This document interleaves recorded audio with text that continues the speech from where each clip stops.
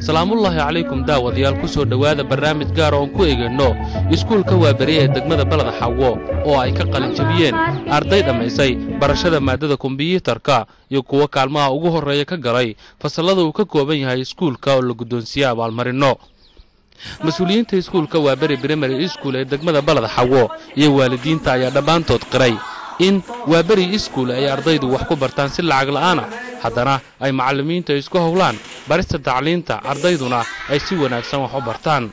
waxaana iskuulka gacanta ku haysa hay'adda Sorosod oo xarunteeda ay ku taal waddanka Finland ee ka tirsan dalalka Scandinavian-ka, iyagoona aad uga mahadiyay waalidiinta, ardayda, macallimiinta iyo guddiga iskuulkuba kaalmada muuqata ee Sorosod ay ula taagan tahay iskuulka, gaar ahaanna madaxa Sorosod Idris Xasan Faarax, iyagoona ugu baaqay in dadaalkooda ay inta ka sii kordhiyaan. barnaamijkan waxaa aad iyo aad ugu mahadcelinayaa qofka arintan iyo xogaan iyo waxyaalahan aad ku muhiimsan iyo waxbarashada fududeeyay inay waalidiintan ogaadaan una duceeyaan u mahadceliyaan hay'adda lagu magacaabo Sorosod kaasoo hogaamiye uu yahay Idris Sheekh.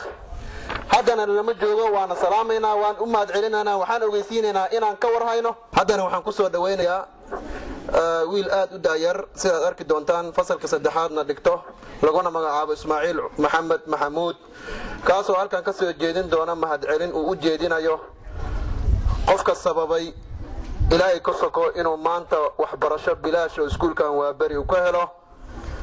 ayaan ku soo dhaweynayaa. Assalaamu alaykum. My name is Ismail. I wanted to take this golden opportunity to thank the Almighty Allah who gave me the privilege to speak in front of you today.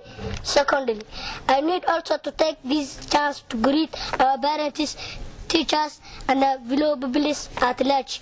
Thirdly, I also feel the need to thank the organization Sorosod through our able chairman, Mrs. Idris Sheikh Hassan, because as you know, Sorosod has been helping our school by paying teachers salaries and providing all the school requirements in the school. Before I go, I finally conclude open all my points with many thanks to Sorosod. Sorosod forever. doona luqadda afka Carabiga Abuukar ku soo dhawo ayaan ku leeyahay. بسم الله الرحمن الرحيم. أخوكم في الله الطالب أبوكر علي جيدي. بسم الله الرحمن الرحيم. بداية ذي بدء أقدم إليكم أيها الآباء والأمهات وضيوف الكرام ومدير المدرسة والأساتذة الفاضلة والطلاب الأعزاء، أعظم التحية وأطيبها وهي التحية الإسلام، والسلام عليكم ورحمة الله تعالى وبركاته. وأرحبكم بهذه المناسبة، فأهلا ومرحبا بكم، أسعد الله أوقاتكم. ضيوفنا الكرام، أقدم بحضرتكم نبذة قصيرة عن المدرسة وابري. هذه المدرسة هي المدرسة عريقة تخرج بها عدد كثير من الطلاب منذ افتتاحها رغم الظروف الأمنية التي ألمت البلاد، علما بأن المدرسة وابري لها منهجة مزودة يتعلم الطلاب عدة موادات في آن واحد. على سبيل المثال يتعلم التربية الإسلامية واللغة العربية والإنجليزية واللغة السواحلية والرياضات وعلوم والمواد الاجتماعية. علاوة على ذلك يتعلم الطلاب المادة الكمبيوتر. بهذه المناسبة أقدم الشكر وعرفانا ممن يقوم ببذل الجهد الجبار لإنجاز هذه المدرسة، مثل مؤسسة سورسات التي يرأسها الدكتور إدريس شيخ حسن فارح. wanafunzi wenzangu hamjambo, nikiwa mwanafunzi wa shule ya msingi ya Wabari Primary School. Nawashukuru sana wale waliofika mkutano huu kwa siku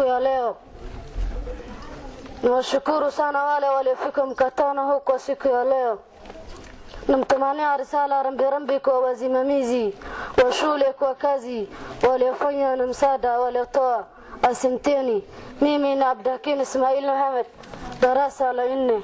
الصلاة والسلام على أشرف الأنبياء والمرسلين محمد بن عبد الله وبعد أيها الأحبة أوصيكم وإياي بتقوى الله عز وجل ولزم طاعته واجتناب نواهيه. قال الله تعالى: يا أيها الذين آمنوا اتقوا الله وقولوا قولا سديدا يصلح لكم أعمالكم ويغفر لكم ذنوبكم ومن يطع الله ورسوله فقد فاز فوزا عظيما. ويقول المصطفى صلى الله عليه وسلم: اتق الله حيثما كنت واتبع السيئة الحسنة تمحوها وخالق الناس بخلق حسنة. بعد هذه المقدمة القصيرة أقدم السيدة والسيدات والطلبة والمدرسات والضيوف الكرام أعلى تحياتي وأماها بعد هذه التحية المعطرة بالحب والود، ألا وهي السلام عليكم ورحمة الله تعالى وبركاته. magacayga waa Saar Cabdulqaadir Nuur waxaana ka mid ahay ardayda ka qalin jebisay waa bari computer study waxaana doonayaa inaan wax ka taabto insha Allah hadduu alla idmo waxa uu yahay computer. waa maxay computer? What's computer? muxuu yahay computer? Computer is a combination of different that make logical arithmetical calculation. They perform a test that the people can do and can do. Computer waa aalado la isku soo ururiyay oo kala duwan kaasoo dadka sameyn karaan, laakiin waxa ka sii casrisan kan computerka maxaa yeelay computerka waxa lagu qortaa waxna waad ku xisaabsan kartaa.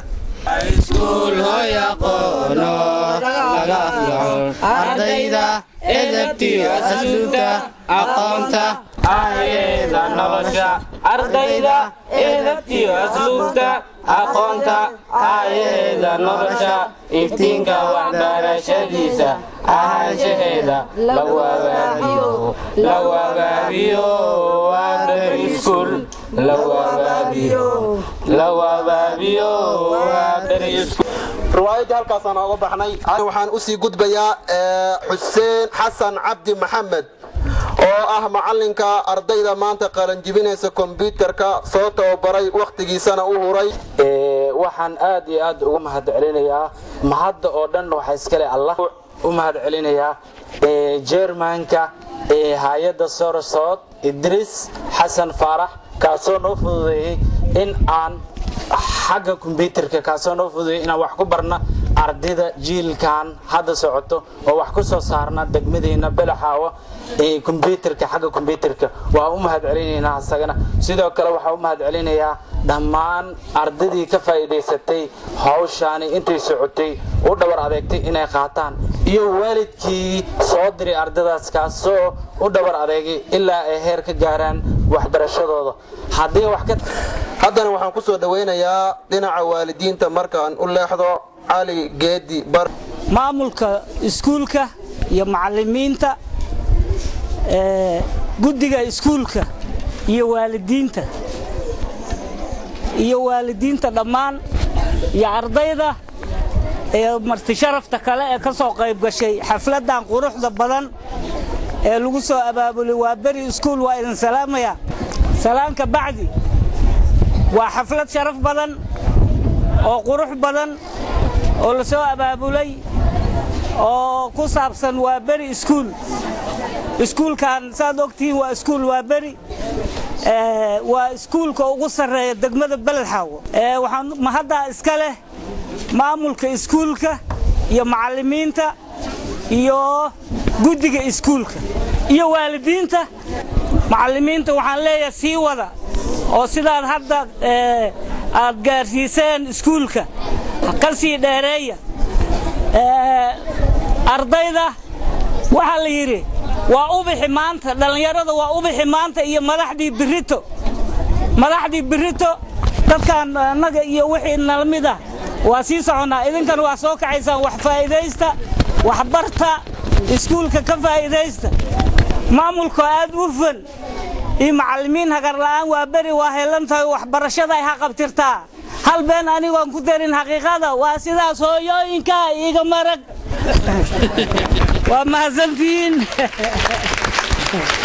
aad iyo aad waxa la yiraahdaa hay'ad baa taakulaysan soo la yiraahdaa ayadana waa mahadsan tahay waana u mahad celinaynaa. aad iyo aad baan ugu qanacsanahay waxbarashada.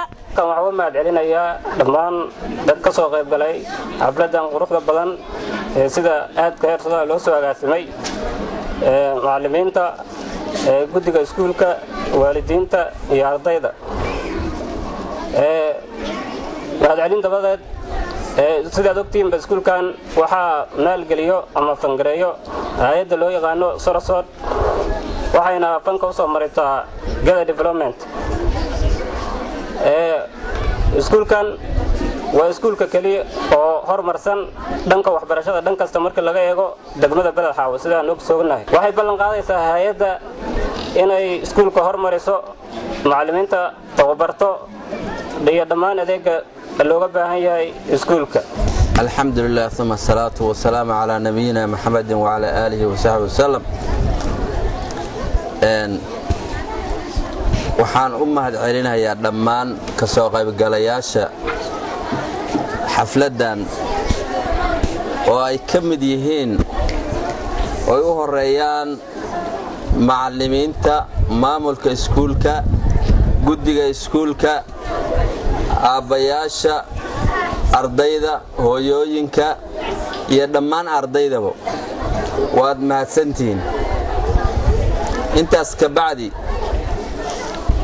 waalidiinta waxaan aad ugu boorinayaa waxbarashadu ma sahlano ilaahay subxaanahu wa tacaala baa yidhi qof jaahil ah iyo qof wax yaqaano isku mid maaha waxaan waalidiinta aad ugu boorinayaa in da'yarta laga faa'iidaysto loo faa'iideeyo si baritan adiga ay wax ku taraan ilaahay baa mahad mudan ilaahay baa mahadda iskale waxaan mahadna jaaz u celinaynaa cidda ka soo qayb gashay ee waalidiinta hadday odayaal rag yihiin iyo hadday gabdho yihiin iyo hadday arday yihiin iyo hadday macallimiin yihiin cid kasta oo ka soo qayb gashay yaan mahadna jaaz u celinaynaa intaa kadib waxaan mahadna jaaz u celinaynaa hay'adda Sorosod oo madaxda ka yahay injineer Idris Xasan Faarax hay'adaas waan u mahad celinaynaa mar labaad baan u mahad celinaynaa mar saddexaad baan u mahad celinaynaa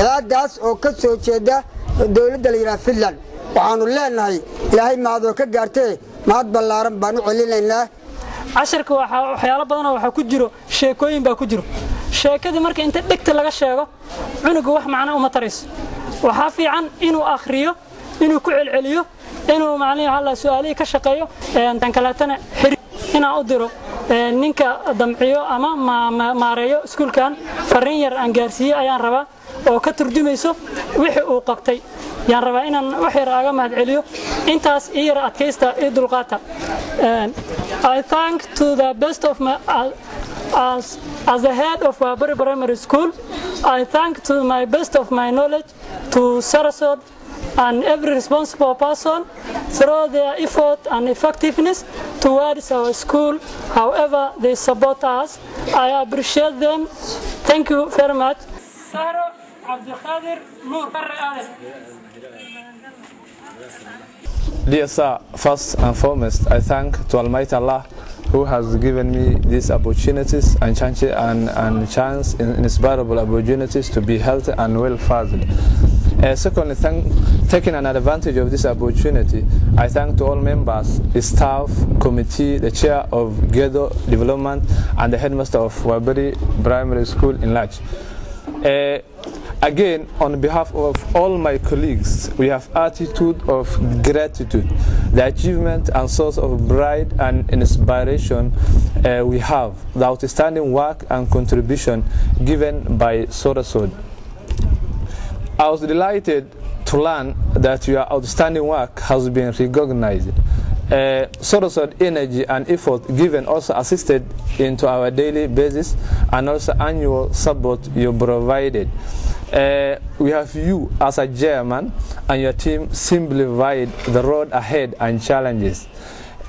Without left behind the salaries, school facilities assisted mentally and physically for both teachers and pupils. We also expect the same.